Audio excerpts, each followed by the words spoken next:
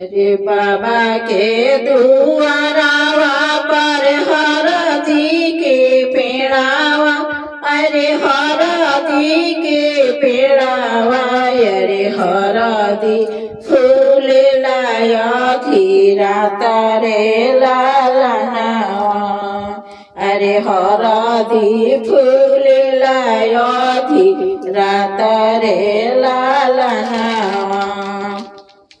घोड़ावा चढ़ल अइले दुल्हे अमित दुल्हा, घोड़ावा चढ़ल अइले दुल्हा अमित दुल्हा, दुल्हे आए ससुररिया, अरे देखाई हरदिया के पेड़ रे लालनावा, अरे देखले हरदिया के पेड़ रे लालनावा।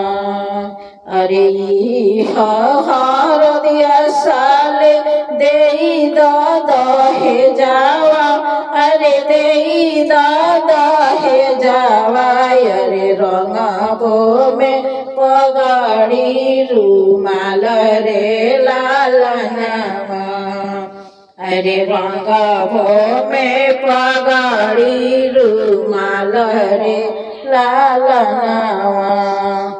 एतना वचन जब सुनेली दुलरैतिन गौ, बेटी सोनाली दुलरैतिन सुभवा, अरे उठे पिछड़ा छहराई रे लालनावा, अरे उठेली लटा छहराई रे लालनावा।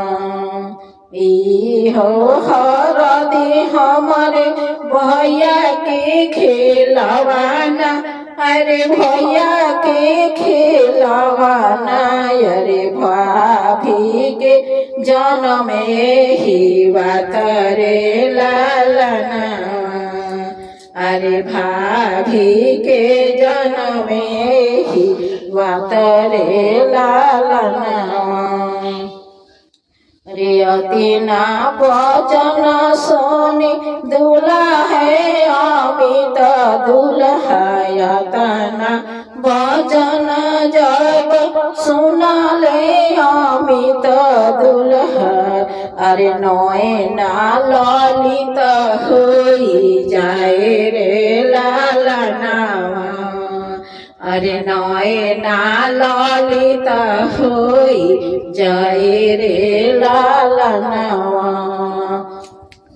अरे तोहरी बहिनिया साले चौकी पछोड़बे, तोहरी बहिनिया सारवा चौकी पछोड़बे, अरे हम करबो दोसर बियाह रे लालनावा, अरे कइले बो दोसर बियाह रे लालनावा।